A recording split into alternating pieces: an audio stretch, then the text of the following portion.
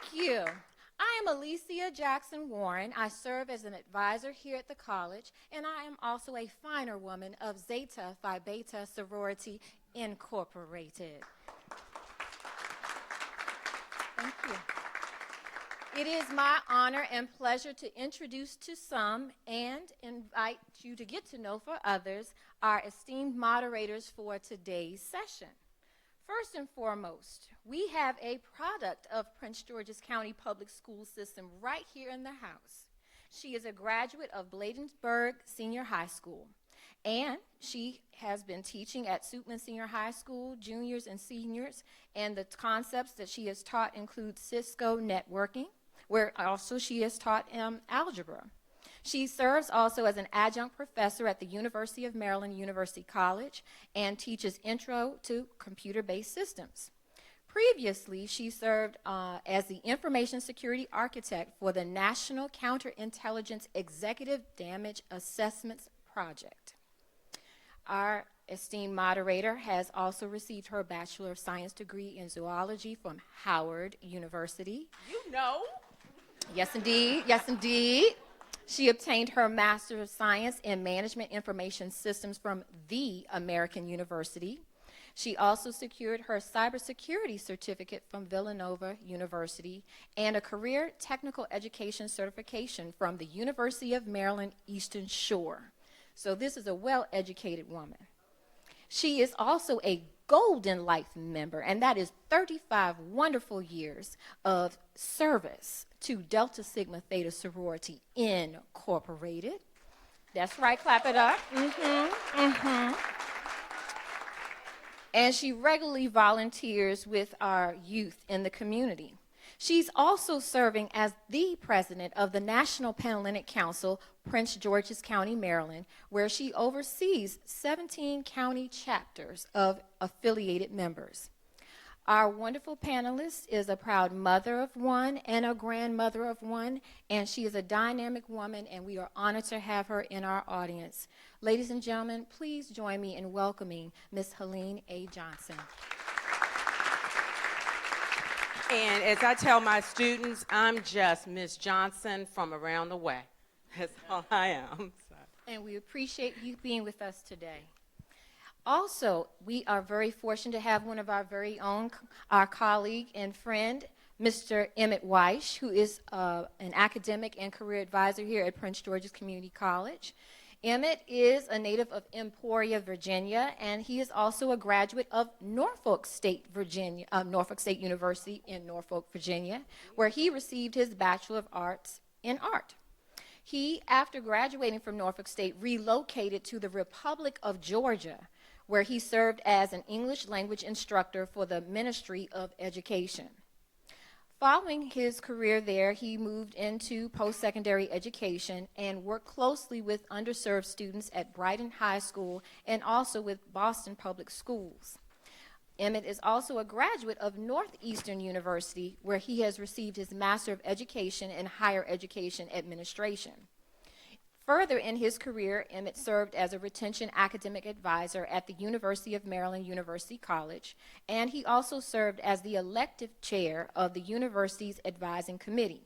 He later developed while there Avoiding the Potholes of Advising, which is a two-part presentation series that outlined the academic, social, and emotional effects of holistic advising. In addition, Emmett has served with Achieving the Promise Academy at Montgomery College, as well as the College and Career Pathways Program and the Goodwill Excel Center. Emmett also has served alongside of others with the Community Partnership for Post-Secondary Attainment in the District of Columbia and Tomorrow's Black Men Scholarship Board. He is currently pursuing his doctorate at Northeastern University. Ladies and gentlemen, please welcome Mr. Emmett Weish.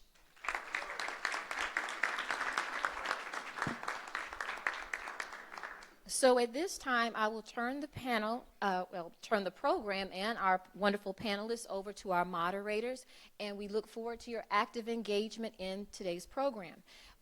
One housekeeping note, if you would be so kind as to silence your cell phone so as not to distract the wonderful dialogue that we'll be having today. We'd be most appreciative.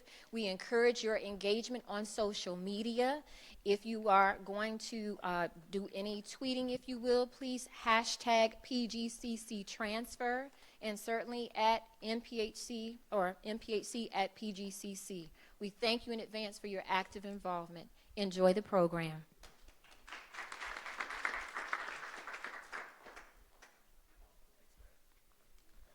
Good afternoon, everyone. I would first like to thank you, Miss Alicia Jackson Warren, who so eloquently described me. Sometimes it's hearing things about you, you're like, is that really me? But it was. So thank you all for coming. I really appreciate everyone. First and foremost, before we really start this, I just want to give a special shout out to the panel members, those who are here on the platform, and those here in the audience. If you guys received the flyer, this is a partnership between the Office of Student Leadership and Engagement as well as the Office of Student Academic Planning and Career Readiness. The goal of this event is to propel and fuel one of our goals here at Prince George's Community College, which is transfer success. Now, we know a lot of our students are coming to Prince George's Community College, and a part of their trajectory may not be transfer. But for those who are looking to further your education, who want to go on, we thought it would be a great opportunity to let some individuals who are not only members of Greek sororities and fraternities, but to shine light on their collegiate experiences at their four-year institution. So without further ado, I'm going to allow everyone on the panel to introduce themselves and just give I would say 2 minutes or so about where did you attend, your sorority or fraternity, as well as your professional occupation. Hello, everybody. My name is Candace J. Coates. I am a proud graduate of Prince George's County Public Schools, Laurel Senior High School. Yes, yes. I went to the Delaware State University, located in Dover, Delaware. Testing this mic. 1, 2, 1, 2. No? Okay, but I did attend the Delaware State University, located in Dover, Delaware. I graduated with a bachelor's in psychology and biology with the criminal justice minor. So I also have a couple of other degrees, but they aren't all that important right now. But I can honestly tell you that attending Delaware State University was one of the best decisions that I have ever made. It's also joining Zeta Phi Beta Sorority Incorporated. I love that sorority. I love being affiliated with the National Pan-Hellenic Council, and I'm definitely honored to be speaking in front of you today. Good afternoon. My name is Dr. Shekhar Azad Forman. I am a member of Alpha Kappa Alpha Sorority Incorporated. Yes. I was initiated at the University of Maryland College Park. I've been a member of the organization for 37 years. I currently serve as the president of a chapter in Baltimore, Maryland. And I'm the Dean of Student Success and Engagement here at the college. Good afternoon, Prince George's Community College. It's good to be back home again. My name is Maurice Gatlin. I'm the coordinator for retention for the College of Business at Bowie State University, the oldest HBCU in the state of Maryland, representing the College of Business. I'm a proud member of Phi Beta Sigma Fraternity Incorporated. I've been a member celebrating 28 years this year. I pledged to the University of Alabama, Tuscaloosa. Have a few other degrees. I work very, very close with Prince George's Community College along with the other community colleges in reference to transferring. So if you are interested in Bowie State, please stop by and see me after this function. And I can provide you some literature and various other information that you may need to transfer. All right? Thank you. Good afternoon. My name is Natasha Lewis-Williams, Coordinator for Student Life and Development at Morgan State University. I am a proud member of Zeta Phi Beta Sorority Incorporated, initiated at the Gamma Chapter, Morgan State University. I also have my master's from Morgan State University in Higher Education Administration. So it was the best decision of my life, like everyone says. I'm over the National Pan-Hellenic Council, Greek Life, Student Life, Campus Activities Board, Student Government Association, and on and on. And I just want you all to know that once you get into college, half of it is academic, the other half is finding a holistic experience through student life and engagement. So thank you for having me. Hi, everyone. My name is Ashley Vasquez. I'm a senior at the University of Maryland College Park studying sociology. but I'll only be a senior for 95 more days, so.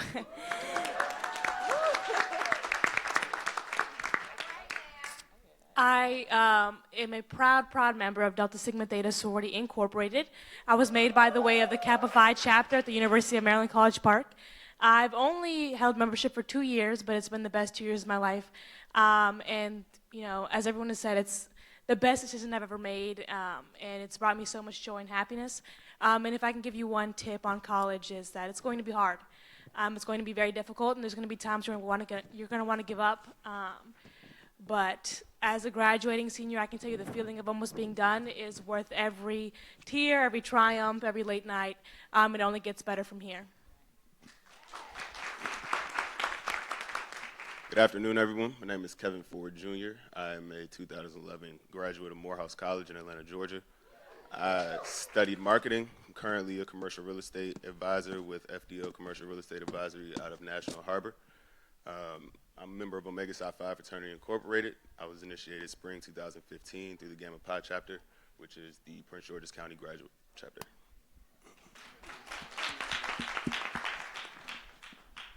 Good afternoon, everyone. My name is Turner Rasco. I am a graduate of Morgan State University, graduated in 2011 with a degree in psychology. I am also an initiate of Baltimore Alumni Chapter of Kappa Alpha Psi Fraternity, came in fall 13. Working on 5 years in the bond. And I work for the state of Maryland and the Department of Behavioral Health. Good afternoon. My name is Damian Connors. I am a member of Alpha Phi Alpha Fraternity Incorporated.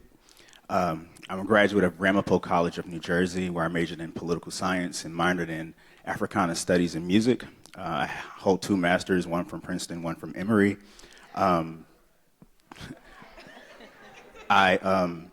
Professionally, I'm the former executive director of the Southern Christian Leadership Conference, current executive director of the convening new organization forming in DC, and I'm glad to be here with you all today.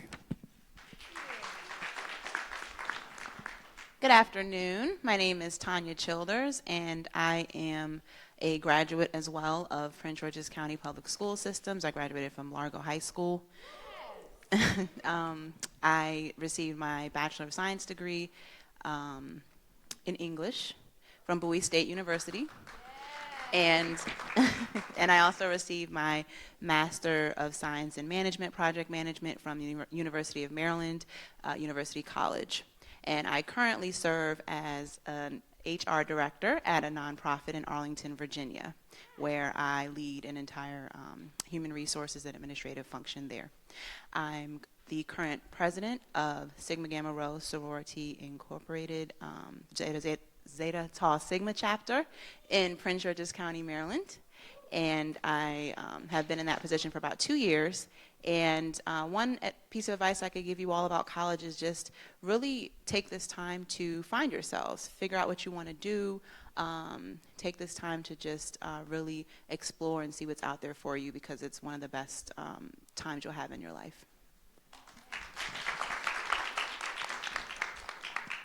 Hey everybody, my name is Jerome Winters. I actually graduated from Wise High School years ago. Ooh, I'm old.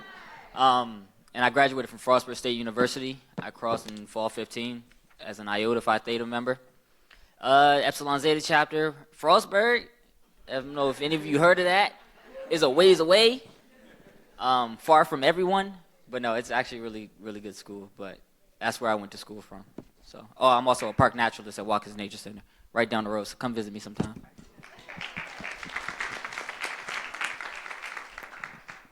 Thank you all for that. And unfortunately, one of our members are going to have to exit, but we do, because there's power in sisterhood, right? So we're going to have one of our other sorors to take her place, okay? Thank you all. Thank you, Dr. Forman.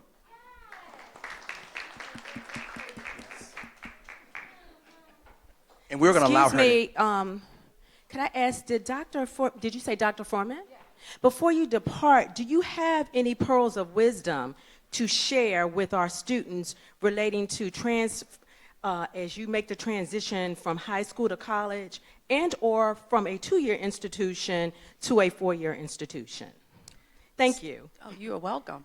So my words of wisdom, as as a high school student going to college, it's really important that you change your mindset. You're no longer going to have your parents standing over your bed shaking you and saying, hey, get up and do this. Hey, go do that. Calling you, texting you, saying what is going on. You're going to now have to take what it is you've committed to and walk it out. That becomes a challenge if you've taken the time, if you have not taken the time while your parents were instructing you at home and then actually acting upon it. I say that because I'm the mother of 7. Wow. I can tell you some stories. And all of my children did not decide to take the path of education, but that's okay. They're all productive parts of society, and that's the blessing for my husband and I. So you have to make your choices and stick with it. When you make the transition from the 2-year institution to the 4-year institution, we tend to do a little bit more to help you along here in this environment. When you get to that 4-year institution, you don't have your mother standing over you, shaking you in the bed. You don't have the administrators at the 2-year school that are saying, we know you need a little bit more help. You need to make it happen on your own. I will say that what was a saving grace for me was the organization of Alpha Kappa Alpha Sorority Incorporated. We helped each other. So once we were in that place and space and it was time to be somewhere, we didn't have cell phones or pagers back then. It was knock on your room door, say, what are you doing? Where are you going? What's going on with you? And we made each other do things. To this day, 37 years later, they still make me do things. And that's the beauty of the sisterhood, of the brotherhood.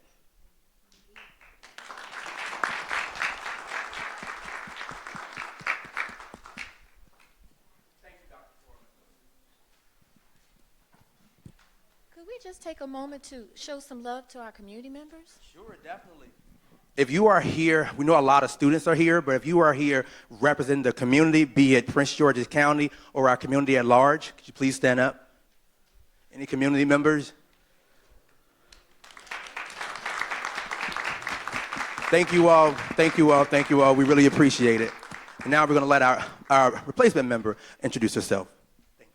Thank you. My name is Dr. Dawn Lewis, and I'm a professor in the Department of Psychology.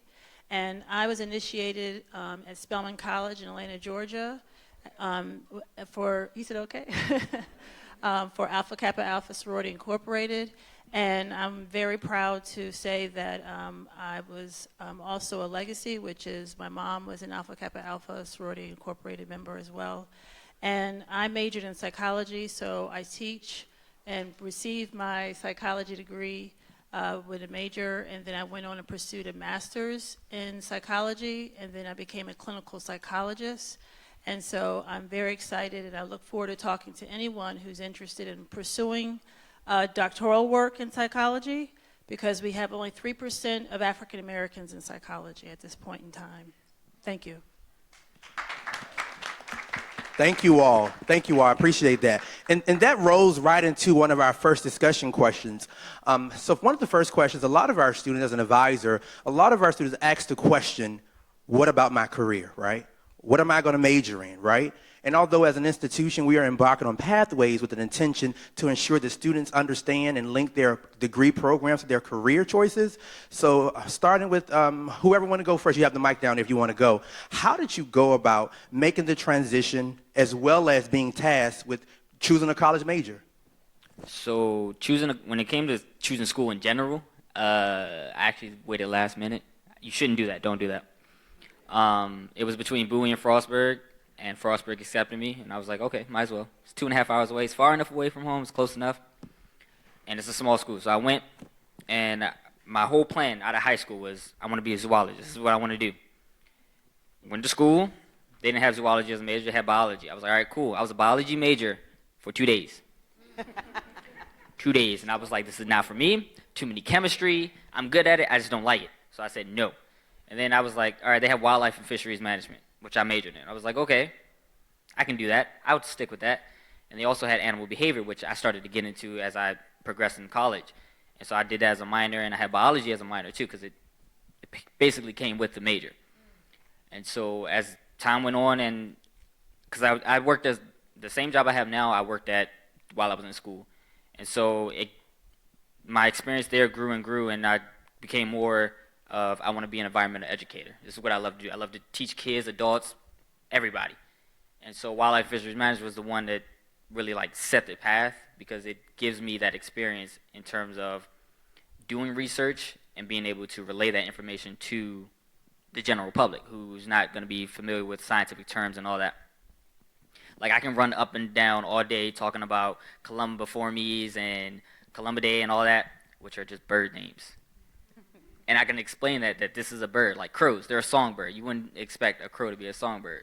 Something like that, because they don't give that. I'm like to be the middleman to give the information, you know? Right. And it's like that whole path of college helped me figure out that zoology wasn't for me, because that's too much lab work. I like to be out in the field and be hands-on with people. And so wildlife fisheries was like... Okay, yeah. thank you. I appreciate that. And as he, first off, give him a hand clap for that. And one of the things that stuck out to me that you mentioned, and I want to kind of get the other panel's feedback, you said you had a conversation with yourself, right? Something, you told yourself, hey, you had to assess and see this was not working. So anyone else in the panel, you can pass the mic down if you want to go. At any point in your early transition, did you have to sit down and have a conversation about yourself to say, hey, is this right for me? Is this major right? Do I have to change it? Yeah, so I can speak to that. For me, believe it or not, I was a biology major too, to start off with. And I was taking the coursework and just realized that I wasn't passionate about it anymore. I wanted to be a veterinarian. That was my life's dream of wanting to do. And but as I got into college, I just wasn't passionate about it. As he mentioned, it wasn't that the coursework was too hard. It was just that I wasn't passionate about it. So but I'd always been really good at English. I really had a great grasp of that from a young age all the way through elementary, middle school, high school. And so for me, it was an easy transition into English. And I picked that one because it was so broad, and I figured that it would give me a great opportunity to kind of figure out what I wanted to do. And so as I worked full-time through college, I kind of had an opportunity to do a little bit of recruiting through one of those jobs and realized that I was passionate about HR. Human resources, and so I've been in human resources. I actually was able to get the position I have now through a member of my sorority, and so that has been a great thing for me, and so a great connection. But yeah, I had to sit down and tell myself, hey, what do I really want to do? Do I really want to just do this because I'm already in it and I feel like I'm stuck, or is now the time to make the change? And I feel like it was better to make the change rather than continue on and then just be stuck. Excellent, excellent. Emmett, excuse me, Sure. if I may. Sister Tanya, I'm on a slow bus. I was a zoology major, and I stuck with it, and it wasn't until probably at the end of my junior year that I realized that I was never going to be that dentist with that 5-credit D. My question to you is this: when you made that transition from biology to English, did you lose any credits, and were your parents, two-part question, were your parents disappointed because maybe they thought they were going to have a doctor in the house and you switched on them? So first part, did you lose credits? And two, I'm just curious, how did your parents feel about the transition? I wouldn't say I necessarily lost any credits. I did have to take some additional courses that fit within the English major for Bowie State University. So there were certain criteria, certain classes that you had to take. So that is something to take into consideration, and that's why you have advisors and so forth that'll work with you. But my parents weren't disappointed at all. One, I was a first-generation college student, so they were just happy that I was in college at all. And then Hand clap for that first-generation college student. And then they'd always wanted me to be a writer. They knew that I was very good in English and that had always been a passion of mine, and it came naturally to me. So they just wanted me to do something that I was happy with. So they were completely supportive. Thank you very much. Thank you. Once again, and you guys, I'm not sure if you looked at the questions or what, but you guys are giving me new questions. You mentioned the word passion. And if you can, I think one of our gentlemen right here, he wants to chime in on the previous question. Mr. Gatlin. Thank you, Mr. Jackson. Very quickly, as you have a conversation with yourself, something else that you need to do, this is something that I do professionally, you need to seek out a mentor. Having a conversation with yourself is very good. John Maxwell, who's a leadership guru, says the law of the lid says you can only extend as far as the knowledge base. That mentor is going to have a little bit more knowledge for you to ascertain. So you have to be proactive, even if you do not know what it is that you want to do. You need to be proactive and find someone that has more knowledge than you do. Today, I secured a new mentor, and I'm so excited. She's not here right now, but I'm very happy because I know that she has a knowledge base that's going to take me to the next level, and all I did was ask. Now, I seek out that information because I know I don't know. I'm first generation just like she was down here.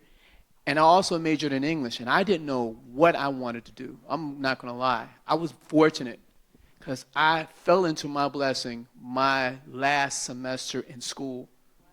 And my first job out of college was at Tuskegee University, and that charted my path through higher education. So I was fortunate, but I didn't have a mentor.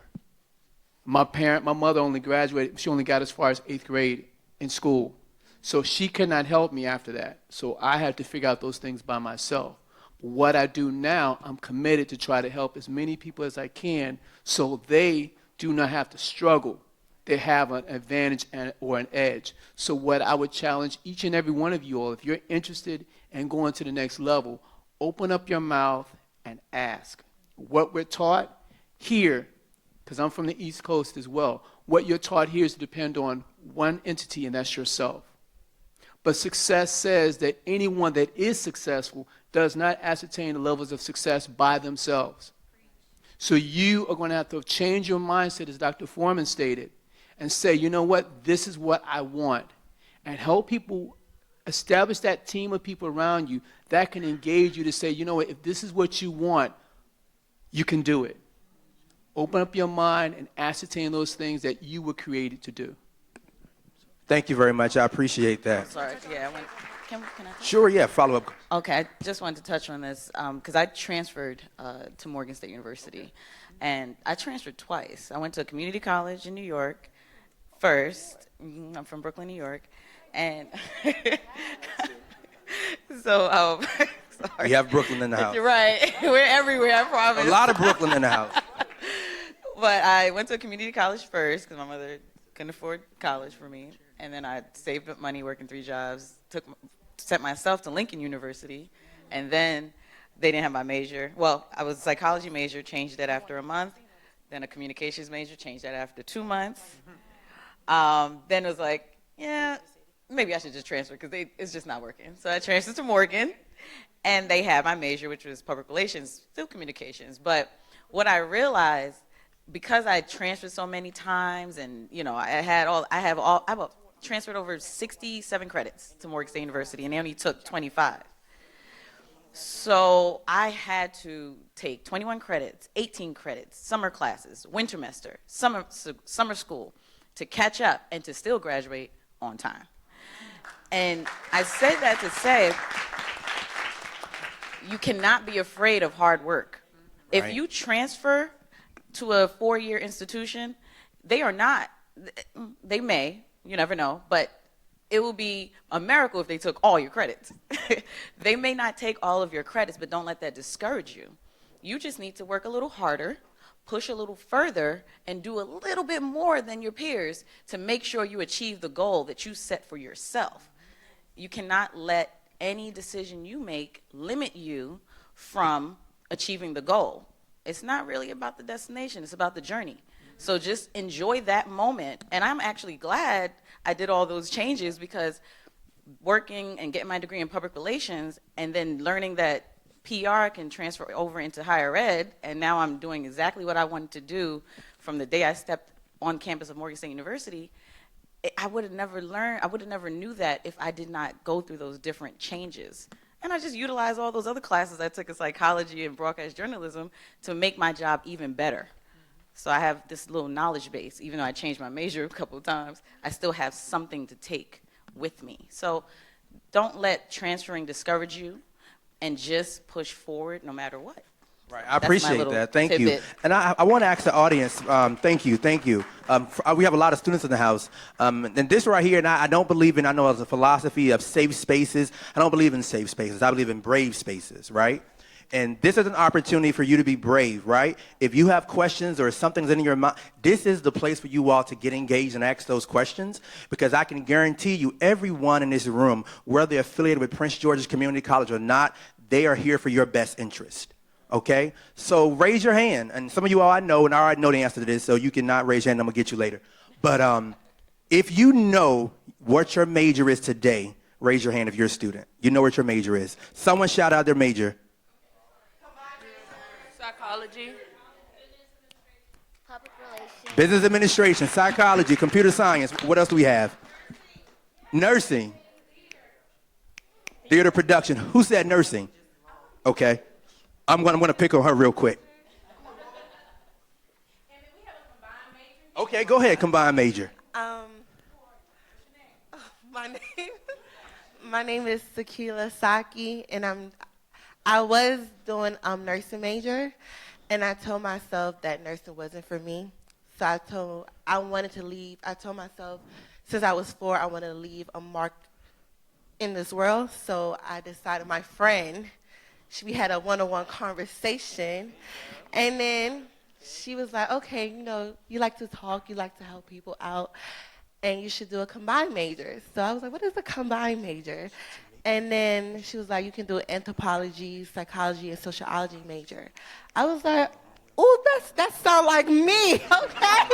Okay, so I'm not nervous. I'm not nervous to talk in front of anybody, so I was like, you know what? When I told my mom, she's an African parent, she was kind of like, why are you changing your major? And I was like, you know what? You should know this about me. I love people. So I always love to help people out. Real talk. Can we talk? Anybody else want to talk? Okay. Thank you, I appreciate that. I want to get one more student here. Someone said nursing. Right. And I'm only talking about nursing because nursing is one of our premier programs here at Prince George's Community College. And a lot of students, when they think about it, they come in my office and say, I want to be in the health field, right? And unfortunately, there's a myth that there's the only contributions that you can make in the health field is through nursing, okay? So I wanted you to just briefly to say why you chose nursing and not some other field in health education. Well, hello, I'm Jordan. Hi, Jordan. I chose nursing. Well, my major was actually chosen for me young. Being around my grandmother and everything, she always took people to the hospital, took care of people, and I was always with her. So as I got older, I've had that characteristic of taking care of people. I'm a caretaker. So getting older, my mom was like, I can see you being a nurse. So I looked into it and looked into all the things, and she even put me in summer camps with nursing and everything, and I got really excited about it and realized not only do I want to be an RN, I want to be a nurse practitioner and labor and delivery. So that's kind of how I chose my major, and I'm sticking with it because I look at everything else. There's nothing else that interests me in anything. So, Jordan, we're going to call you do you know what Florence Nightingale, who she was? I don't know. I'm trying to look. Look it up. Okay, Florence Nightingale, that's who you are. We have another comment from here in the audience. Great forum. My name is Stan Warren. I just started working with the Coast program here at PGCC. I just want to say quickly, whether at Prince George Community College or four-year institution, wherever you go, don't be afraid of diversity of thought. So if I did a poll and said on your Instagram page, your Facebook friends, how many of them look just like you? On your Instagram page, how many people think just like you? And if you raise hands, some people say, well, I have people from different backgrounds. I'm not just talking about different diversities. I'm talking about diversity of thought. So a phrase people use a lot of times is, don't come for me, right? Because if somebody has a different opinion in the society, I don't know where it switched, we could do the research. For some reason, if somebody has a dissenting opinion or a rebuttal to your opinion, they're an enemy. And they could be placed there actually to help expand your knowledge base. So I went to school with atheists. I went to school with Muslims. I went to school with all kind of people. Please don't be afraid of diversity of thought. And this is the last thing. I'm a proud member of Kappa Alpha Psi Fraternity Incorporated, right? So when I'm just going to be, this is I partied a lot with everybody. So I went to the Lambda Chi house and I asked the white guy, how is it that at the end of the semester, you have a 3.5 and I have a 2.7 and we're at the same parties? He pulled me to the side, took me downstairs, opened this door. It was a test bank. So I'm like, I'm black pride, I'm working hard. My mom and them told me, work for your own bootstraps, all the stuff we hear. This guy pulled out the test that we were about to take in 2 weeks. So please pledge, please study. Don't be afraid of diversity of thought. And everybody looking at me shocked because we don't know this. But the only reason that I know this is because I wasn't afraid to go hang out with everybody, right? So while you're studying, while you're working, you might want to go talk to the people who don't look like you. The point being, he had the test bank. Did I take the test? No, because I'm still proud. But I was shocked because he had the community around him letting him know, hey, brother, don't worry about it. I'm going to give you this test. Please, whether you pledge or not, get a community of brothers and sisters that's going to help you. That's it. Thank you. We appreciate that. I'm going to try to get back to the panel. Thank you for that. We appreciate it. One thing I want to thank you again. One thing I want to, and I'm glad you have the mic there because I want to call on you. He kind of alluded to outside distractions, right? Sometimes opportunities come in the form of distractions. Sometimes distractions come in the form of opportunities. For our member of Delta Sigma Theta Sorority Incorporated, who has the mic, we're going to get an opportunity to talk about what distractions or opportunities were you faced with during your undergraduate experiences. It's a big question. Well, I was distracted by everything. So I was a first-generation college student as well. And I had, when you're foreign, you have two choices. You become a doctor or you become a lawyer, and I'm neither. So the biggest, distraction for me was the freedom that I had when I came to college. I came from a very conservative household where I didn't go to parties, I wasn't allowed to go out with friends until I got to college, and I made that decision for myself.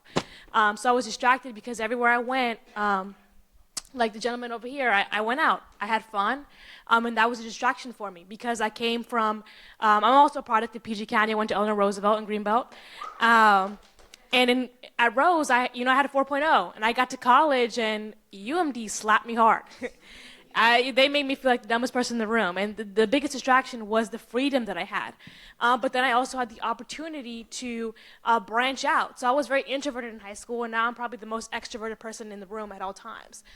So the opportunity presented itself to me that, now I'm able to join clubs and organizations. Now I'm able to meet friends, and diverse friends at that. Not only people who look different than me, but people who think differently than me, believe different things, and that's very important because when someone talks about being the smartest person in the room, it's just not book smart. It's street smart, and that diverse thought is going to put you at that street and book smart level. But can I touch on the last question that we Sure, yeah, go were right going ahead. on? Like I said, I went to Rose, and when I was applying to college, I applied to 10 colleges, got accepted to all 10. And UMD was my last choice. And everyone in here knows what loans are, and when I saw the loans for my out-of-state schools, I said, oh, no, baby. I'm staying right here in Maryland. So I ended up at Maryland as a government and politics major to become a lawyer, and I failed my first government class. And they said it's $1,200 to retake it. I said, okay, where do I go to switch my major? Because it's not going to happen. Y'all already took my money once, can't take it again. So I switched to sociology. And trying to explain to my parents, my foreign parents, what sociology was like talking to a brick wall. To this day, they probably still don't know what I do, but that's okay because they support me. So I switched to sociology, and for those of you who aren't sure, sociology is a study of society, basically studying why people do what they do as a community. And every day I get the question of what am I going to do after college? So the biggest thing that I found was internships. I've had 6 internships since I started college, which you'll find it's a big number to have. And they were all different. They went from politics to business to health. I worked for the NIH, for the Department of Treasury, all over. And that's the reason why I'm going into business, after college. I have a full-time offer to work with Pepsi, and that's, thank you. That's the biggest thing I can tell you is it's okay to switch your major because you're going to do it. And if you don't do it, I think you probably just, I mean, listen, that's your own choice. But everyone I've met has switched their major once or twice, Right. and that's okay. But internships are truly the way to figure out what you want to do, because for a whole semester, a whole year, you get to kind of be in the field that you're thinking of for the rest of your life. Right. And had you asked me 4 years ago if I was going to be working for a Fortune 500 company, I would have said, oh, heck no, there's no way in the world I would be doing that, but I am. And that's through internships. Thank you. Thank you. Thank you. We appreciate that. And I'm going to have, since you have the mic there, Mr. Turner, what you kind of alluded to previously, what did you engage yourself in? Either one of you guys, but both of you guys actually, if you want, what did you engage yourself in? What was your support systems? Where did you go to get that support when you couldn't do it yourself, right? When you know you couldn't make it by yourself, who did you solicit help from, and how did you build that community of support to get you through your experiences? So my support came from family and friends. You get a close knit of friends who's going through the same thing that I was going through, and my family who actually been in the same situation I have been. My grandmother, she was my biggest cheerleader. She sent me money. She give me advice. She done everything. She stayed up on the phone with me late night when I was studying, and called me in the morning when I was finished partying. So she was my biggest support system. Also leaned on friends, because a lot of people don't understand is that student in that room with you, in that classroom with you, they're going through the same thing. So it's kind of one of those things, like maybe you don't have the answer, but like as you can see, he did up in the seats. So like he had the answers because somebody else had the answer, because we all going through the same thing. It's one of those things that we have to keep in mind. Like that person, that senior has been in this school for 4 years, and I'm a freshman. I should lean on this senior because he's been through it already. Thank you. Yes, sir. I guess for myself, my story is a little different from a lot of the other folks sitting up here. I'm not a first-generation college student.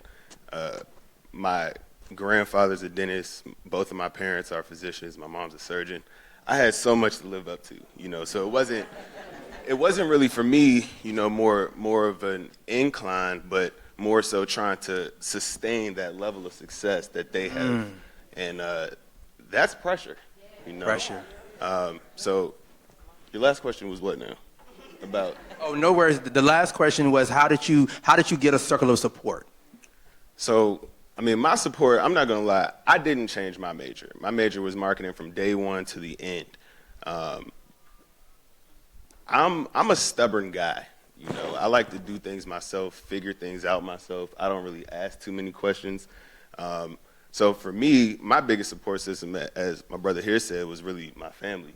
They've been through it. Obviously, they went into medicine. I'm business. But still, they can still, relate due to the perseverance that's needed to really push through all the way to the end. So that was my biggest support. I just wanted to add, I guess, like my Morehouse brother, I'm third generation college educated, and I think for me, it was also standing up to, keeping up with the standards for my parents, and also the support was my family, so I didn't change my major for psychology. I stuck to it, but it was really about my grades. That was the highest point for me, keeping that GPA up. Being in the honors program, that was very difficult. I wasn't so much ashamed of the grades. It was really trying to balance the being in the sorority as well as doing clubs and activities. It wasn't something that is easy to do.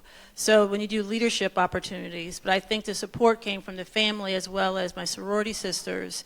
But the biggest thing I would have to say to a lot of you is something that Mr. Gatlin said, is about internships and as well as mentorships. You really do need to have a great mentor, and I had wonderful mentors for support that I would talk to about the field of psychology, knowing that it was a very difficult field in getting into a doctoral program. And so when you have that support to lean on, get to know your professors. We have office hours for a reason. when you're on campus, get to know your professors. You should know who the department chair is as well when you need support. So it's great that you have support with your friends, but lean on your professors and the faculty who are standing in front of you, or even if you're an online student. Thank you. I appreciate that. And you kind of lead on to our next question. So we're going to kind of switch gears here. And we're more now, I know everyone on this panel here is members of graduate chapters.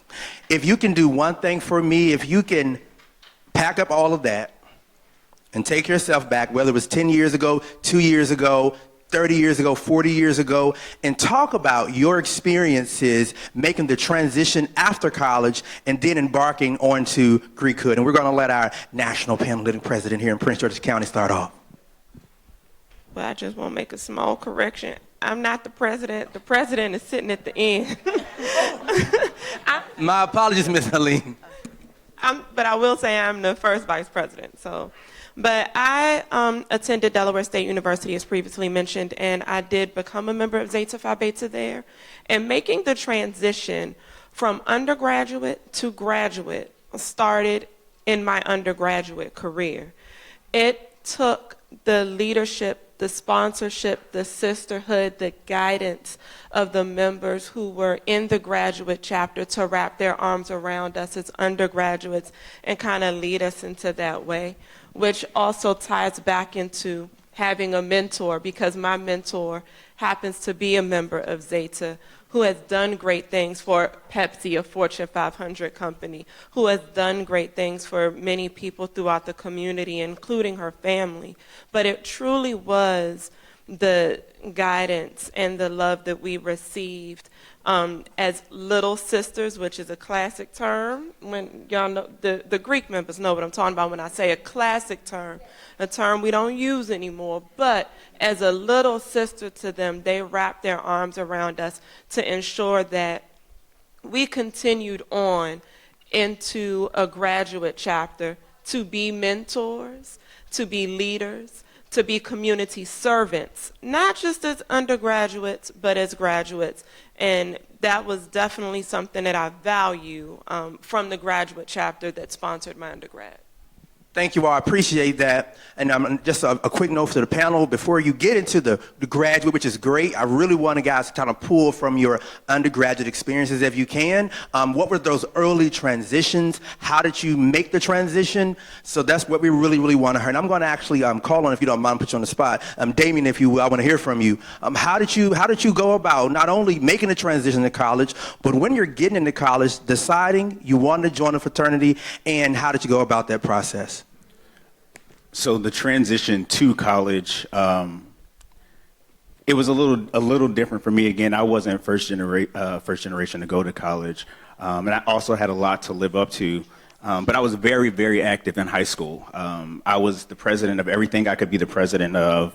I was a prom king. I was winning in high school, and so I was excited about the next phase and everything that I wanted to do. I, too, started off as a double major, political science and biology, until I went to buy the first biology book, and I realized I couldn't afford it.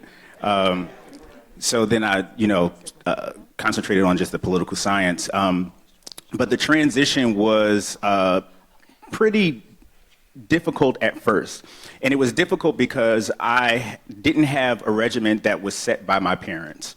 I had to learn how to set my own cadence for when I would get up, how long I would study, what I would study, when I would study it. So I had to really develop strong study habits. On top of developing strong study habits, I had to be able to balance studying and working. Working was a reality for me. There was no choice, right? And so I had to determine, how many hours am I going to dedicate to studying for this math exam? Or how many hours am I going to dedicate to studying for this English exam? And how am I going to balance that with work?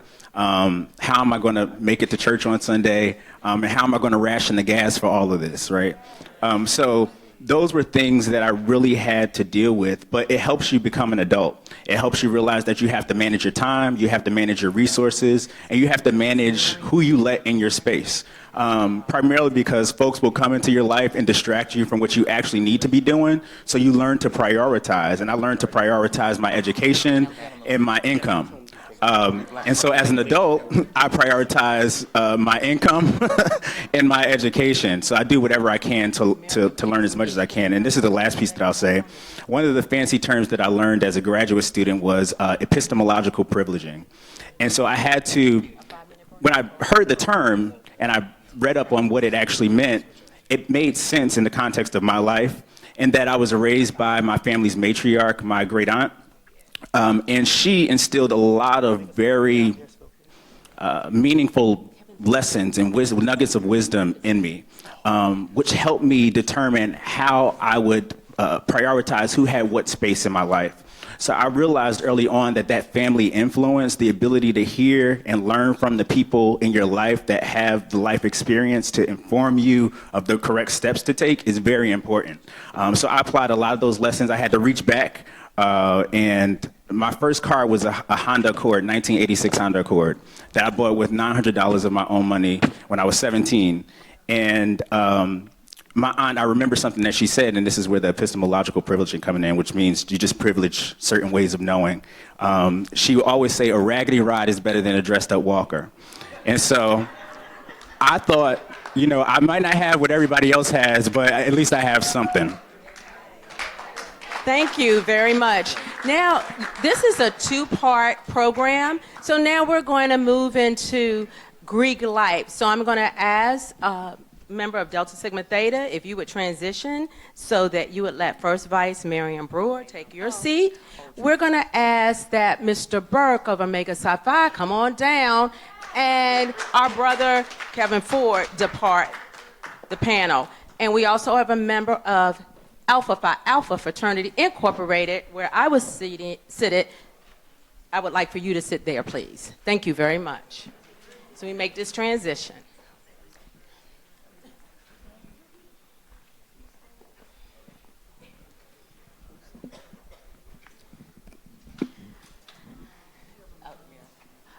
Mr. Burke? Oh, Lord. Here we go.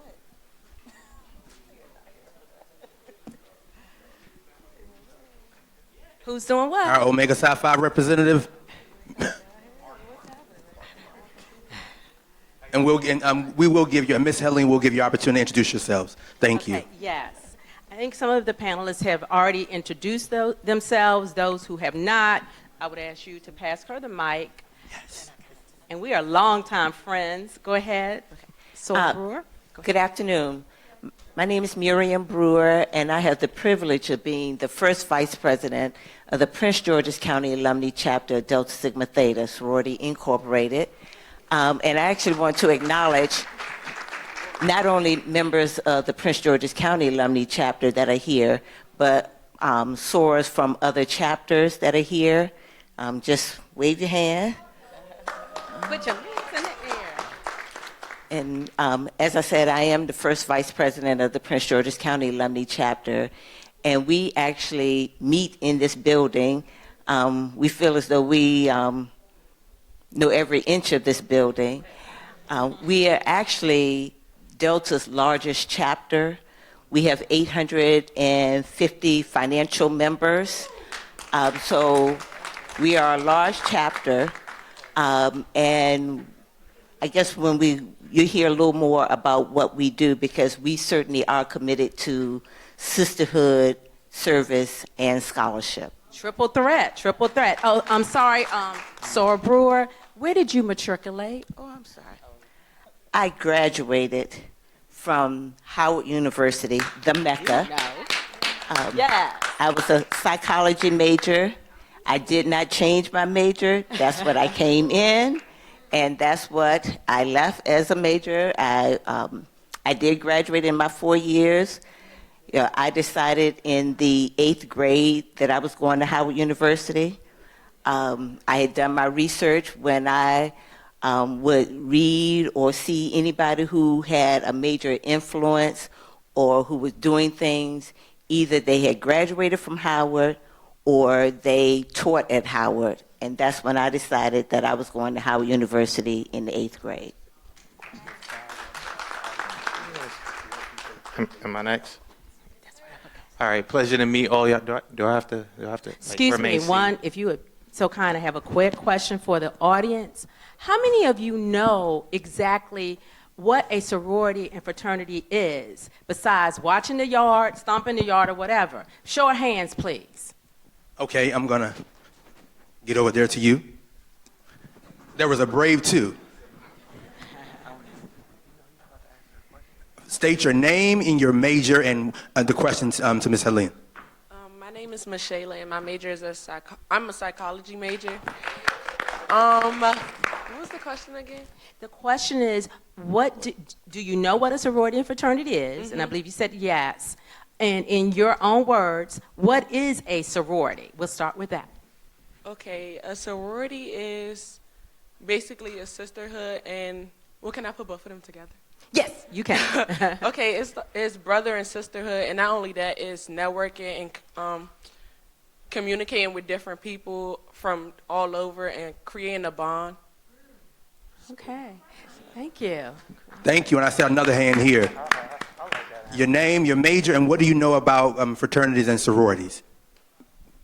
My name is Jacob Rivera. I'm a cybersecurity major here.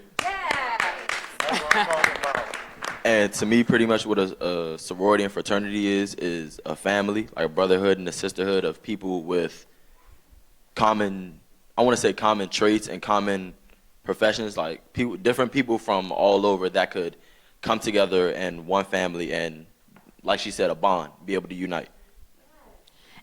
Thank you. Excellent. That's an excellent segue into, please introduce yourself, and I want you to talk about the bond you have with your brotherhood. With pleasure. Do I have to remain seated? You can stand if you want. All right. Hello, everyone. My name is Daryl DeVario Kelly Jr. It was a pleasure to meet all of you today. I was fashionably late, rather not, wouldn't have it any other way. But everyone calls me DJ. I came from Howard University, the Alpha chapter, where 5 out of 9, right? 5 out of 9 of these wonderful, wonderful organizations were founded. I also study cybersecurity, so hey, props to my mans up there. I'm a computer programmer by trade. Right here in the college, I'm majoring in general studies in light of graduating this semester. I'm trying to get up out of here. I'm actually a student here at community college. Long story behind that. What was the question? Let's talk about the bond you have with your brother. The bond I have. Oh my God. Look, don't even get me started on this bond, man. Yes. All right, so I don't know about any of y'all, but I knew nothing about the Greek letter fraternities and sororities and all. I knew absolutely nothing. No high school teachers? No, I did have high school teachers. I was at Flowers, and I learned that half of them were the bruhs after I joined. The principal is an Omega. Yeah, I went back. My third grade teacher ended up being Alpha Chapter, Mr. Tyner, in elementary school. Who knew? I didn't even know. You weren't paying attention. I wasn't. I wasn't, but at Howard, I got my academics together. You know, you gotta get serious about this sometime. It took me until college, when I started getting the honor roll and started taking my scholarship seriously. Now, as far as the brotherhood, I already feel like I don't even know this man right here. I feel like he's my brother. I can't wait to get to know everybody in this room who's wearing purple and gold. I can't wait to know him. You know why? Because it's like this is the best way I can communicate what it's like to people who are not on the inside. A lot of things you don't figure out till you actually get there, right? It's kind of like, all right, how many Redskins fans do we got in here? Redskins? How many? All right, cool. That's what I'm talking about. All right, how many of y'all like the bum Cowboys?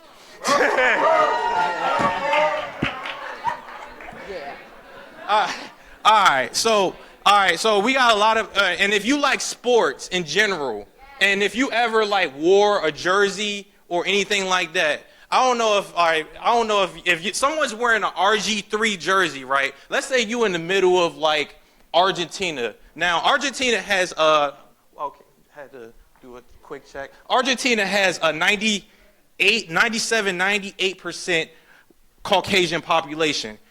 No one wears football jerseys and basketball jerseys like that. Now imagine seeing a black person if you're a Redskins fan, Imagine seeing another black person with an RG3 jersey on their back. You can't wait to talk to that person about some Redskins. I'm going to ask you, because I do want to hear from our brother from sorry. Alpha Phi Alpha. I got we passionate, I'm love sorry. we love your passion and your synergy.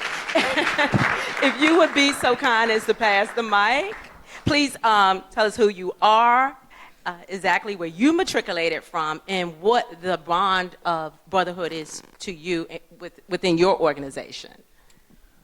Good afternoon, everybody. How are y'all doing? Good. My name is probably the most complicated in the room. My name is Mtokufa Ngwenya.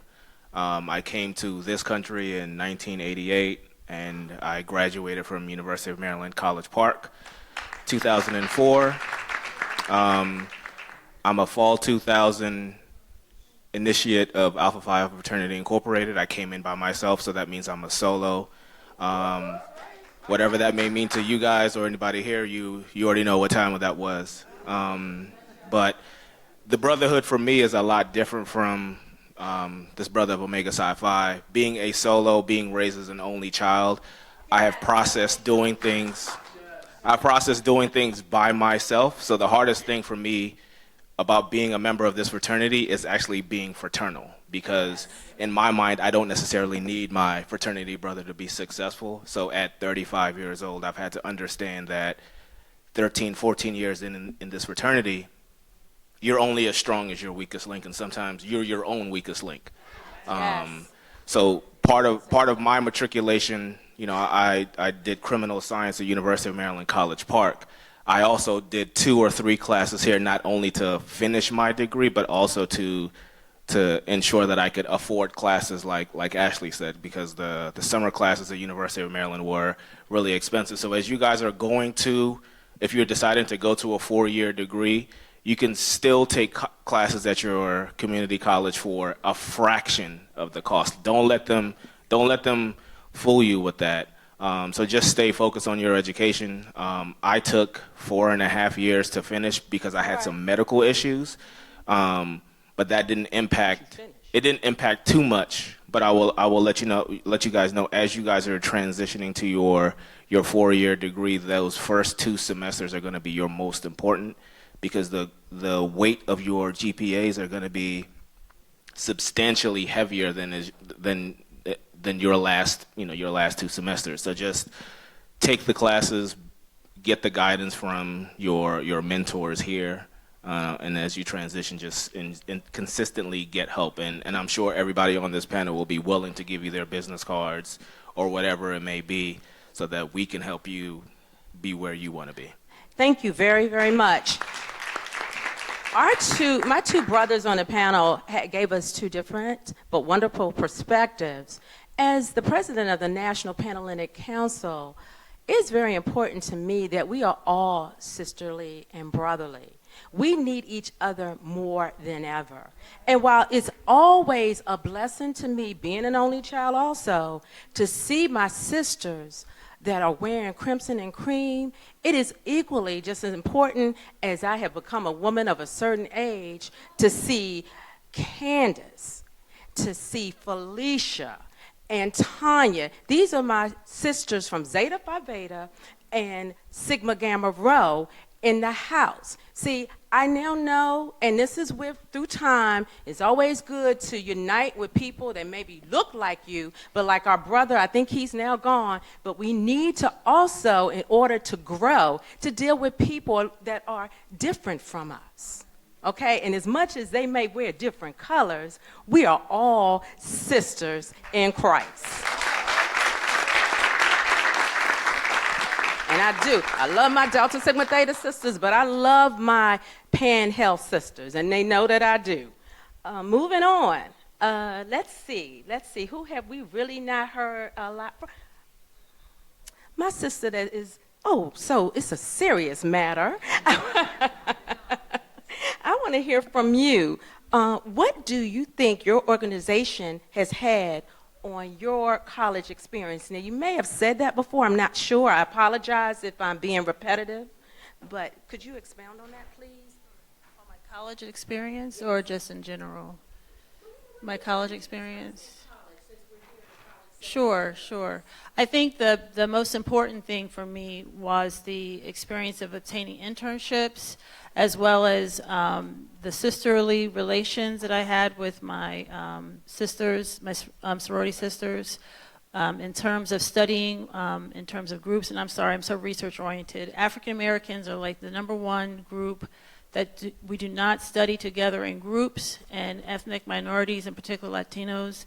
So using that research, I definitely use that to work with my sorority sisters in terms of studying in groups. That really helped me, as well as service. We did a lot of service activities together that really helped a lot.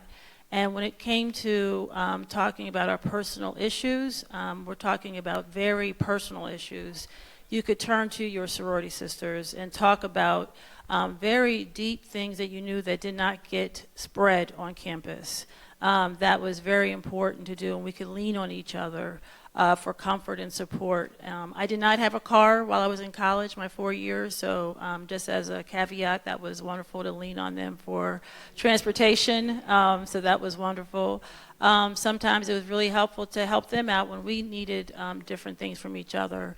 But I think the most important thing was to be able to go to church together. We did a lot of, besides the service and doing wonderful opportunities together, being able to do going to church.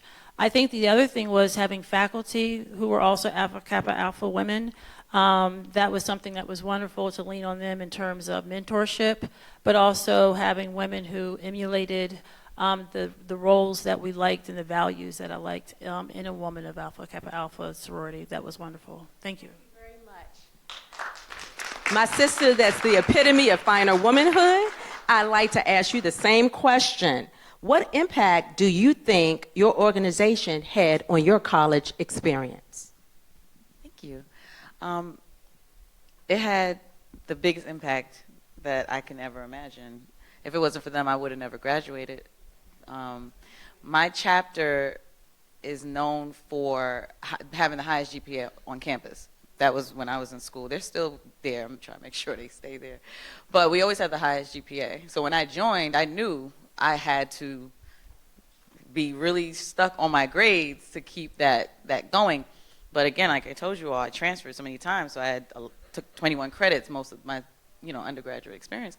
So my sorority sisters, they just stuck with me. We did a mandatory study hall. So we had mandatory study hall every Sunday from 4 to 9 and in the library. And if it wasn't for them, I would have never been able to graduate. I would have never been able to be on the honor roll, the dean's list, and all those different things, because I know everyone can agree, if you're a part of an organization and then you're a full-time student, you have a lot to balance. And if you're a part of like the English club, the biology club, and a sorority, and not to mention this club and your major, you have a lot to balance. So my undergraduate experience, my sorority, my chapter, they were my family and they were my backbone. And when we brought in new members, I had to be that to them. So it taught me how to mentor, because I didn't know how to be a mentor. And people used to say, oh my gosh, I see you on campus, you're my mentor. And I'm like, I'm 19 years old, how can I be your mentor? I don't know, what am I doing? They're like, nothing, you're just being you. And I was like, okay. But then when I became a sorority member, I had to do more than just be me. I had to intentionally mentor the younger generation. So the impact it had on me was just phenomenal. And that's one of the reasons why I encourage students to join any fraternity or sorority. I know my daughter will join one day. I don't care which one, even though I'm hoping. But either way, it's all about the scholarship. It's all about leaning on each other. And I take the sisterly love seriously when it comes to my organization, because if it wasn't for them, I wouldn't be where I'm at now. And excuse me, Ms. Helen, we got a comment from an audience member. State your name, and we know your affiliation, but say it again for those who may not know what those letters mean. Hello, my name is Shelly Bennett, and this year I will be celebrating 30 years of a member of Delta Sigma Theta. And I'm an adjunct faculty here at Prince George's Community College. And I wanted to talk about choosing an organization if you're interested. I'm a legacy, so I knew I was going to be a Delta because I'm a legacy. However, For those of you who don't have, the legacy thing going on, definitely go to all of the information sessions on campus and see what the organizations are doing, what are they doing in the community, what's the reputation on campus, what have you, watch them and see if they speak to you. When I was an undergrad, our sessions were called teas and the gentlemen had smokers.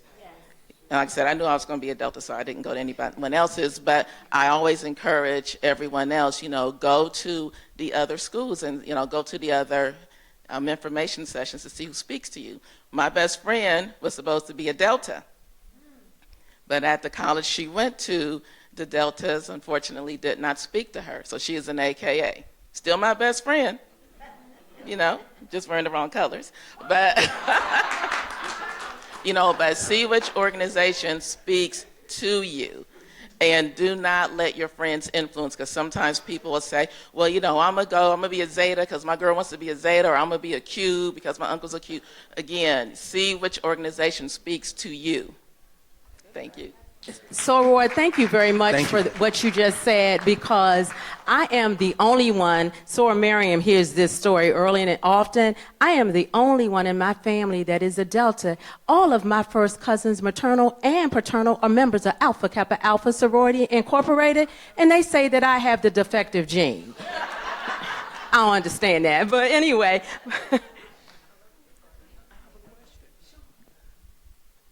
When I went to college, I'm first generation. I didn't know anything about the fraternities. No one in my family that I knew at the time were Greek. So the first exposure, believe it or not, I had was Phi Beta Sigma. Now, I didn't know about Phi Beta Sigma, and there was other popular fraternities out there. And I'm going, that looks good. But then I got set on one organization, and I will admit, it wasn't Sigma, because I didn't do the research. I wasn't planning on pledging anything. And I still had a mindset as a senior, you know what, I'm going to go to an informational just to see what they have to say. And I went to the organization's informational, Smoker, and I was so disappointed because I had this image built up in my mind, and I allowed people to say, you look like, and I went to the organization's informational. And the thing that turned me off the most is they said, you should be privileged just to be in our presence.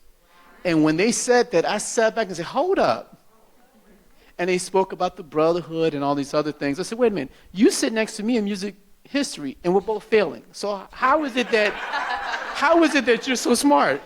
So that attitude, so I just stepped back and said, you know what, I'll just go grad chapter. All along, I did not know that the brothers of Phi Beta Sigma were watching me. And I had become a member of another organization, music organization, I'll make it quick.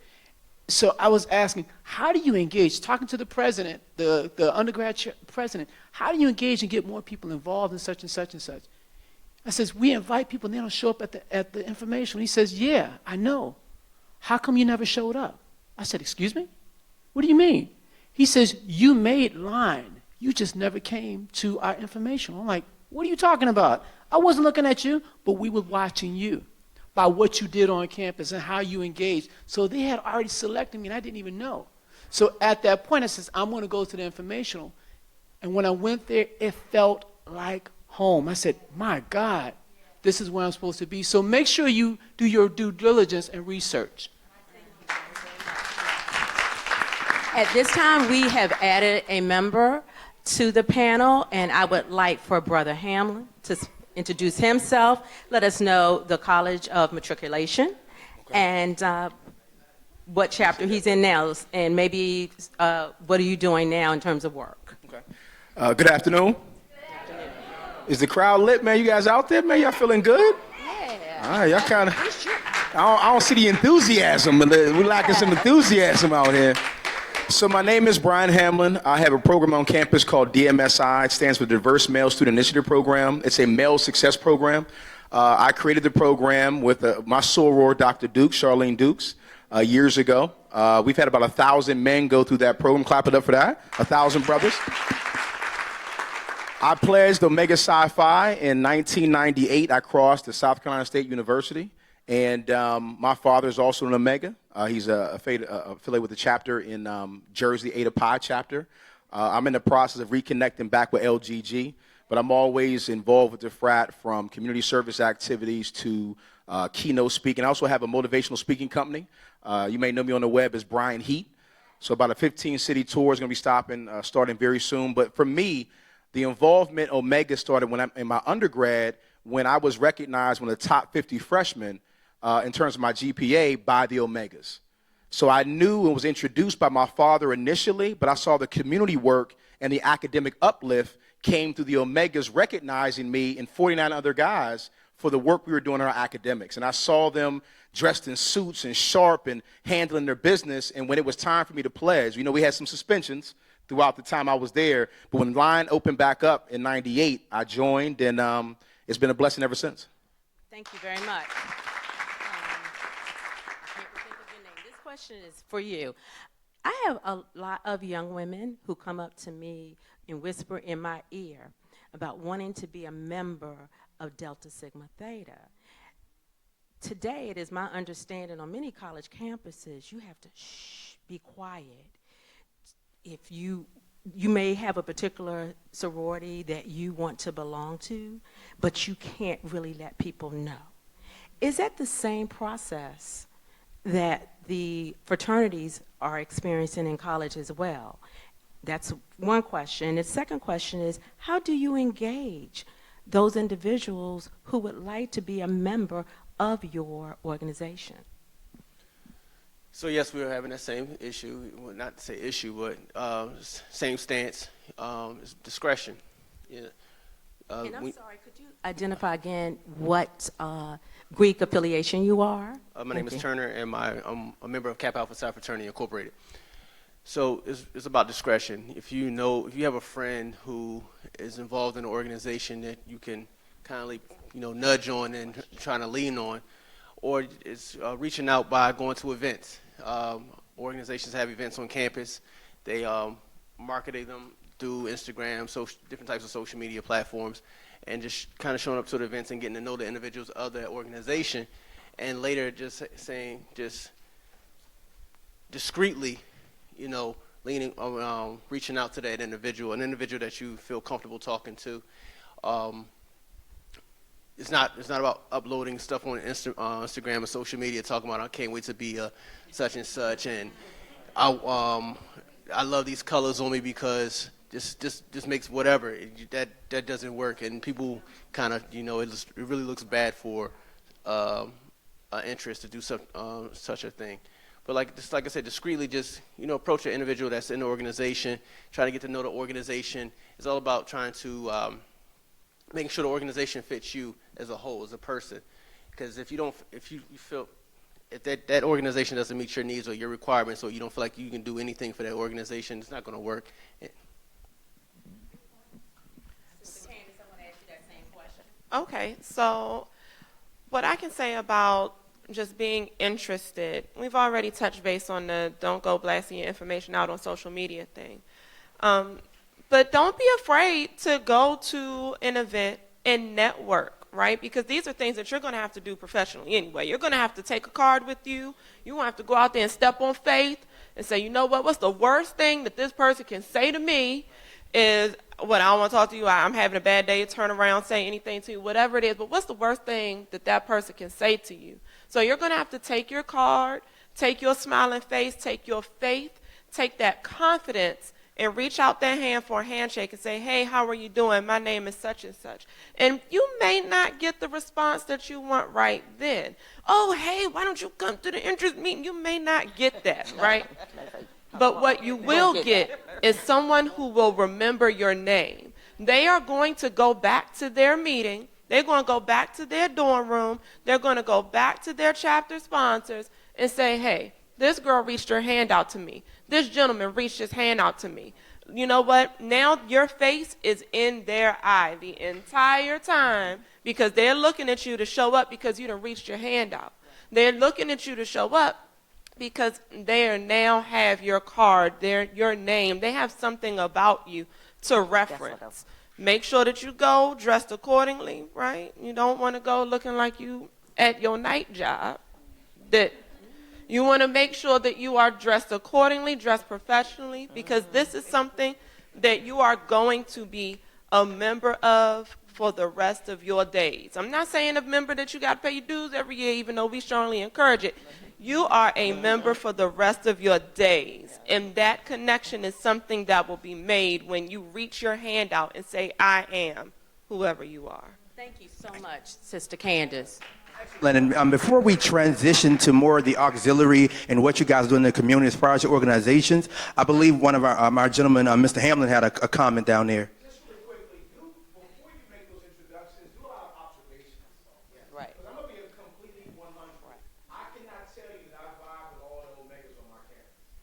I can't. I wish I could be that. I wish that was my situation. Some of the guys were not on top of their academics. Some of the guys were more concerned about things that were not a part of the core principles. And their lifestyle didn't match where I knew my family wanted me to go.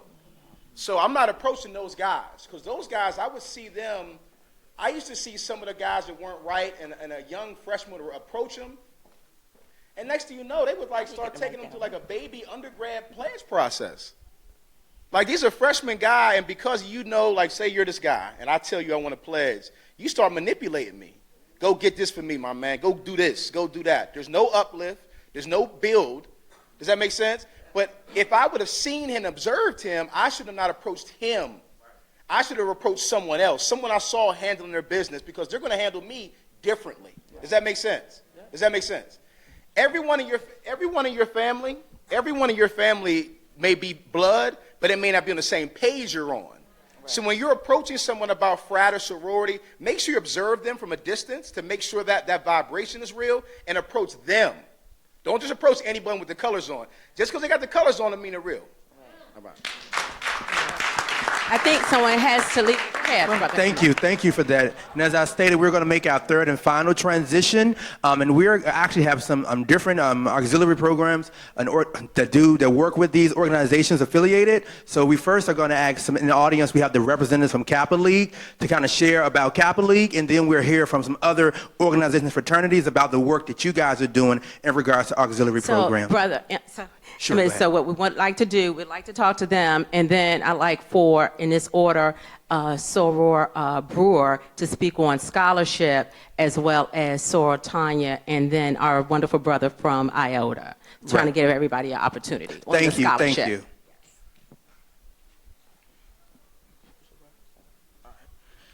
My name's Keith Parker. I'm currently the president of the Kappa League program.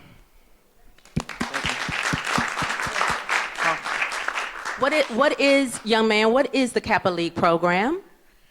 The Kappa League program basically is to help you get involved with the community, to help better your community, and help better yourself and other people around you. All right. Thank you. Well, I guess instead of scholarship, real quick, does anyone have any questions for this young man? Go ahead.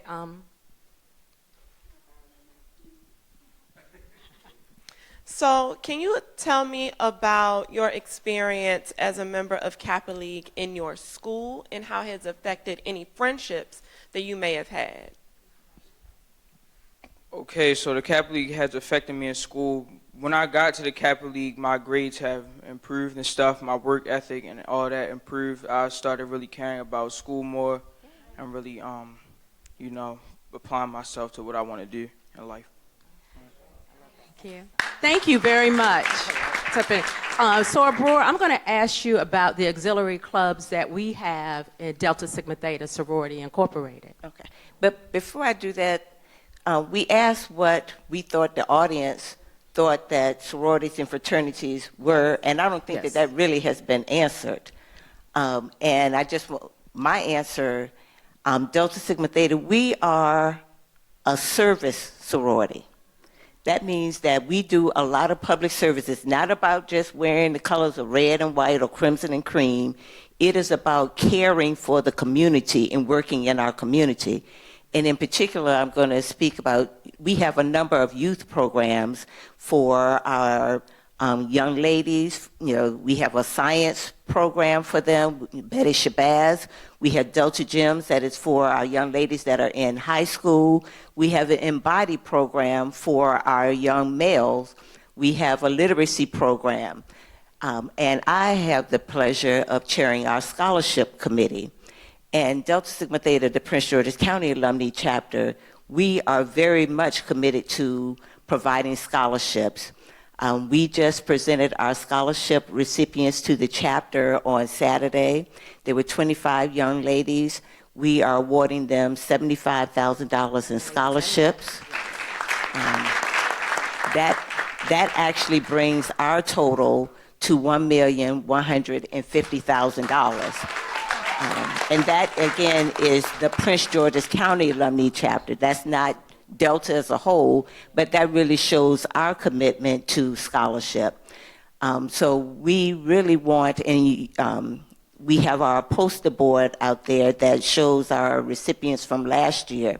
But, not only are we involved in educational programs, but political programs, social action, trying to get people to vote, but more importantly, help them to understand the issues.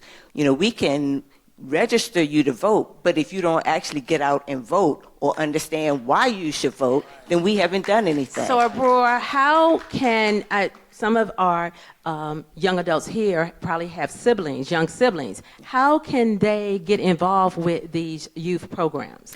On our table, we do have a flyer that talks about our programs that list our website. So please feel free to share that information. Go on our website. I actually have a business card that I can share with you that talks about our programs. But please understand that sororities and fraternities are so much more than stepping. It's so much more than partying. We are about uplifting and empowering our respective communities. Thank you very much. Thank you. So, Sure, I appreciate Tanya, that. Before because we want to make sure we get everyone in, if someone out for another organization, we have members of Alpha Kappa Alpha and Zeta Phi Beta, as well as Sigma Gamma Rho. If you want to just give 2 or 3 minutes, if you can, about what auxiliary programs that your organization does have. Right, and that's why we were going to start with Sister Tanya, member of Sigma Gamma Rho. Thank you. 2 to 3 minutes, please. Thank you. Okay, sure. Thank you. So Sigma Gamma Rho Sorority has several programs devoted to the youth in addition to scholarships. The longest standing program we've had is the Rower program, which is for young ladies ages 12 to 17. And so that's just to get them involved, get them kind of in the fold and how to handle themselves as women, be around positivity, because a lot of times our young ladies are dealing with a lot of other stuff. And so you want them to be surrounded by love and positivity on a regular basis. And so certainly if anyone has questions about that, feel free to come up and see me after this is completed, or also visit Sigma Gamma Rho Sorority's website to get more information about that.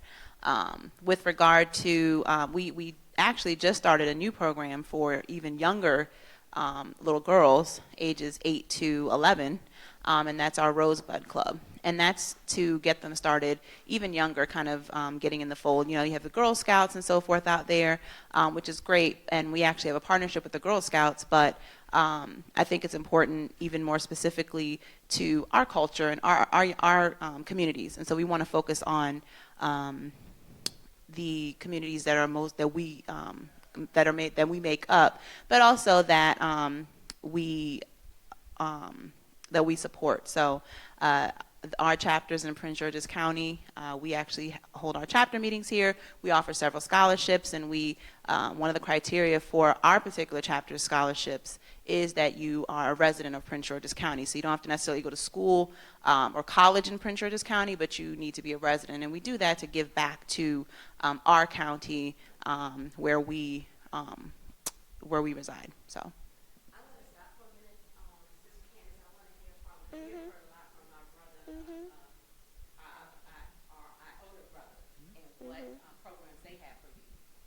Okay, so for a lot of programs with the youth, we do have a youth alliance, and they get together with young children in the community to better themselves, to show them exactly what it means to be, you know, an upstanding citizen. There's also a lot of chapters who do a lot of individual things within their area, because I know Alpha Chapter at Morgan State, they do a lot of classroom work. Even Towson University does classroom work. They'll go to classrooms, speak to kids, and they'll even teach them steps and all that. They reach out to the community. In Frostburg, it's a little difficult just because of where we are. Well, I'm not there anymore, but when we were there, we would do after-school programs where we would go and help the after-school kids do homework. They have snack, playtime, and all that. We will also help because we try to reach out to the youth the most because that's where our generation starts. It starts with the kids, you know. Our future is, there was a saying, we're not using up our time, we're borrowing time from those who are under us. And so we have to make sure that they have as much time as they can. So we try to promote them and get them ready for the world, you know, to help prepare them for life.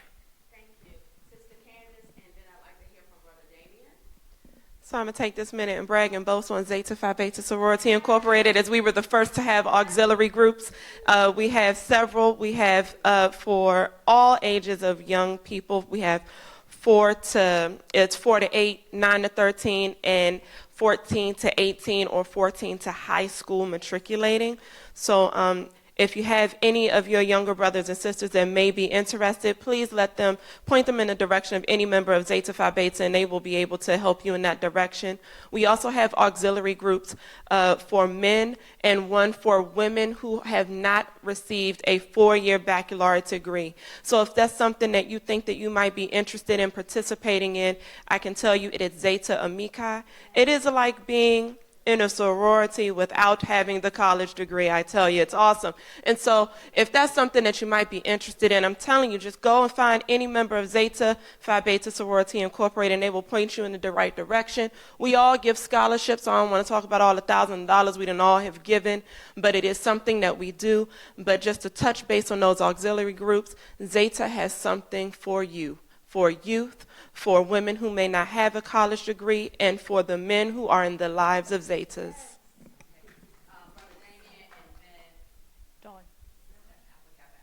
Okay. Do you mind if I share this opportunity with my brother as well? Okay. Okay. So I'll take one. You can take one. Okay. Alpha Phi Alpha Fraternity Incorporated has a lot of national programs, most of which are exercised at the chapter level. So that includes mentoring programs for young men. And the ages differ from one chapter to the next. However, in most of those programs, there are a number of enrichments that happen to help develop young men so that they can grow from boys to men. My chapter in particular that I'm transitioned out of recently, we had a mentoring program in our chapter. And each year, we provided financial resources for young men who may have had challenges at home, but also weekday tutoring and enrichments over the weekends. And a part of that is, I think is a part of Kappa League as well, is the Botillion, which young men come for enrichments, but they also have an opportunity to raise funds with their family, community members for their Botillion. And that was a major source of encouragement and a transition point for a lot of those young men. So I think my 1 minute's up. Thank you. There's a program called LDI, Leadership Development Institute. It's for young men, I think from the ages of 12 to senior year of high school, where they I don't want to say it's similar to anything else, but they spend weekends with themselves growing as men, and they're able to be invested in by other men and other women, and they learn things like how to tie a bow tie, resume workshops. When you go to college, what should you do? And what we also do is try to focus these young men on just how to be a man in society, because a lot of these young men come without that structural support. So this is just to reiterate back to the students here. You're only as good as your support. Excuse me. You're only as good as your resources, and you're only as good as your support system. So don't let anybody tell you just because you go to a school or another school you're going to be successful. You have to use your resources. And our last two will be PG. We're going to start with Alpha Kappa Alpha and then end with Omega Psi Phi, your youth programs. Yes, I just wanted to say that we have 5 target areas that we're looking at through Alpha Kappa Alpha Sorority Incorporated, and we have youth programs for young girls. I'm a member of Iota Gamma Omega, which is the Prince George's County chapter, and we do give out a lot of scholarships. Just like this sister over here said, we do have a website as well, IGO. If you do want to check that out, and you can also talk to me after the workshop is over, and I can give you information about that as well as our youth programs. We also do things called the Longest Day, which is helping individuals with caretaking business in terms of Alzheimer patients.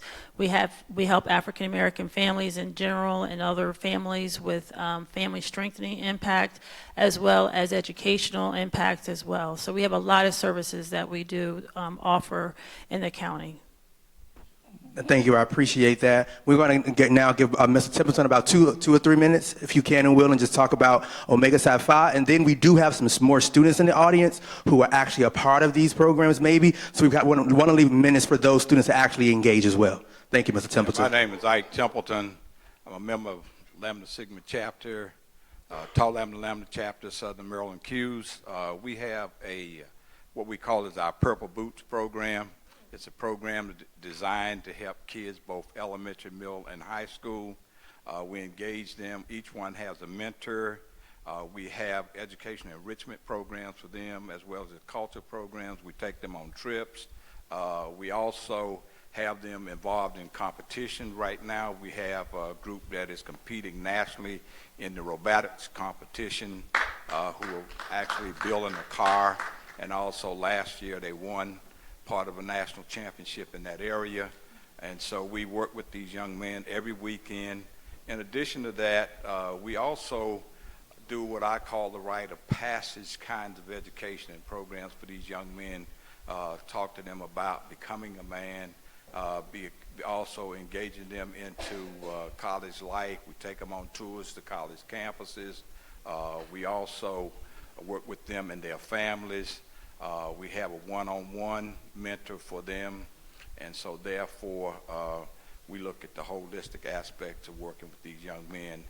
We also engage them in the activities that the fraternity is involved in the communities. We have adopted roads.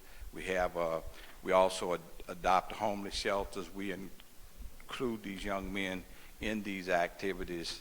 We also have a talent hunt program that we run every year. We have an essay contest, not only for young men, but women can also participate in that program. We also take them and have motivational speakers come in. We also talk about financial literacy, how to set up a business, all of those aspects while they are there in the program. Thank you very much.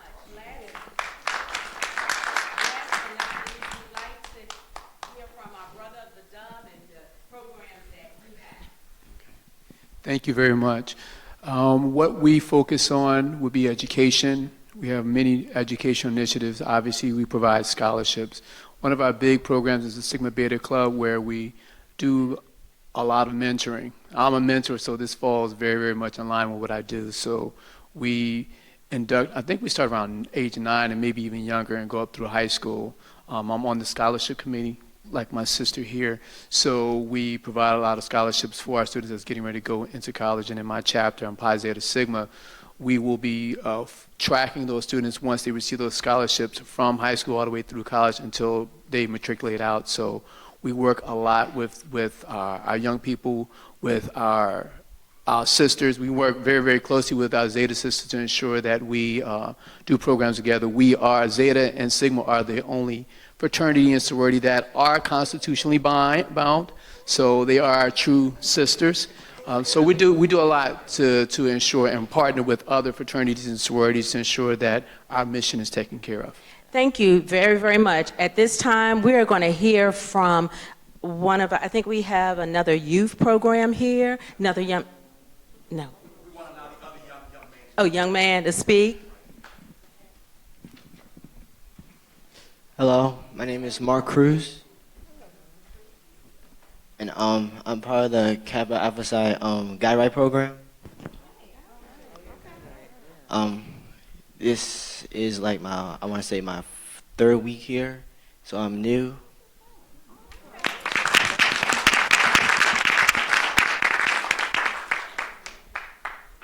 I just have one quick question for you. Just like fraternity and sororities and membership, there are tons of initiatives you could have done with various fraternities. Why specifically that you chose someone to be a part of that program with that affiliation? Did you know someone, or how did you kind of get involved? For students in the audience who may want to get involved, but not only Guide Right, but with another auxiliary program on stage. Okay, so what do you guys do together? What is the most impactful? What has been most? It's been short, but what has been most impactful of your experience? Most impactful. That's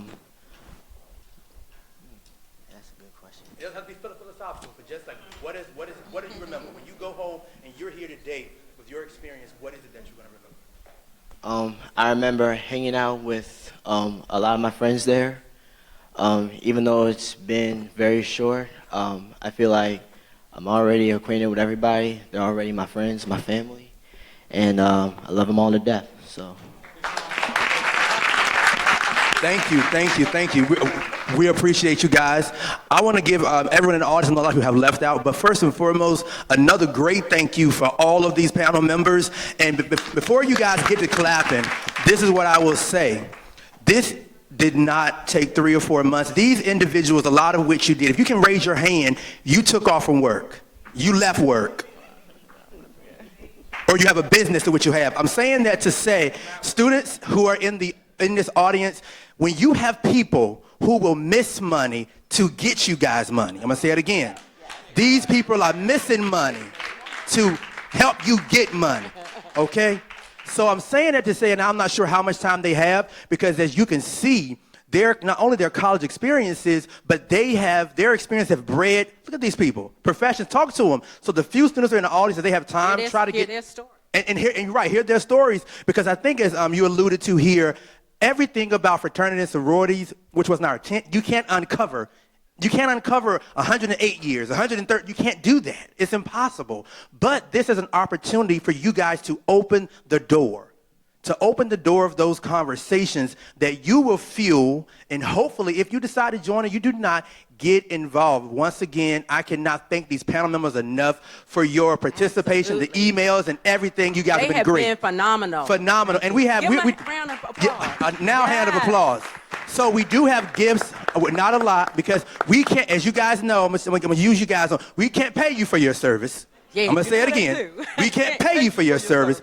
But our office and the Office of Leadership and Engagement has band together to give you guys a small token. It is our goal to plan this better, to make it grand. If you guys haven't noticed, Dr. Dukes put it in her email, and she used the word annual. So I don't know if there was her silent way of saying you guys got to do it again. But we are going to do it again and do it better. So we're going to ask the panel members if you guys can stay. We're going to get one photo of you all, as well as first we're going to get you guys, and then we're going to ask Guy Wright to come in, and any other members in the audience that are a part of any of the National Pan-Hellenic Society or fraternities and sororities. I want you guys to come up too. So come on up, Ms. Roy. Ms. Roy is going to come across the floor in her lovely blue dress. Is this one you made, Roy? She made this last night, y'all. Yeah. She made this last night, y'all, I promise you. So she's going to have a little gifts for all of our members.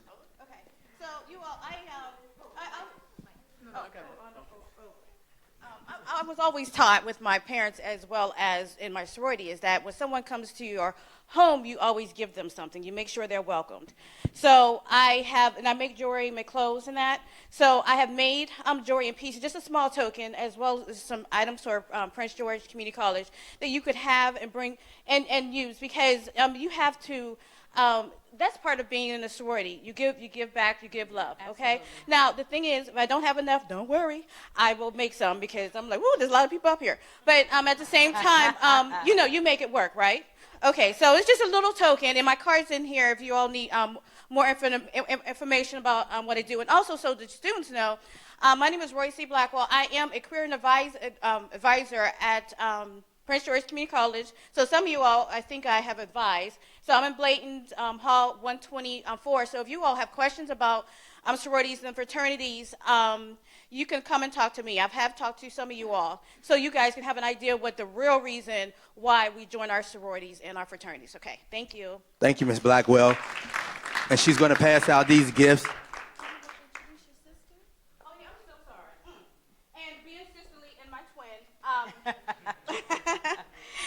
She actually took off of work. She works at George Washington University.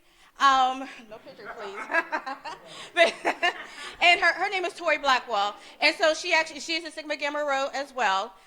We both came in '98 from University of Toledo, Xi Beta chapter. But I'll start running off stuff. So let me just... Thank you. Give it up again for all of our panel members. So while she's passing out those gifts, I just want to, I'm going to try to, if you do not have on anything that is associated with your fraternity sorority, I want to acknowledge you guys in the audience. So just say your name really quick and your organization. Shelley, Delta Sigma Theta. Thank you. Kevin Christian, Phi Beta Sigma Fraternity Incorporated. Sean Vonnegut, Phi Beta Sigma Fraternity Incorporated. And I'm going to run across here. Did I get anyone else? I'm going to run on over across here. Oh, I miss you. She has nothing on, y'all. She got a little pen? You got nothing? Okay. Oh, the lanyard, the famous undergrad lanyard. We didn't get into that. The one you put out your pocketbook a little bit? Yeah. I'm Nia. I'm a member of Alpha Kappa Alpha Sorority Incorporated. Okay, Thank you. Have it right down here. Go ahead. Allison Leonard Leach, Delta Sigma Theta Sorority Incorporated. Yes, Isaac Templeton, Omega Psi Phi. Gloria McKnight, Delta Sigma Theta. Rena Miller, Delta Sigma Theta Incorporated. Felicia Mattox, Sigma Gamma Rho Sorority Incorporated. Tiara Riley, Sigma Gamma Rho Sorority Incorporated.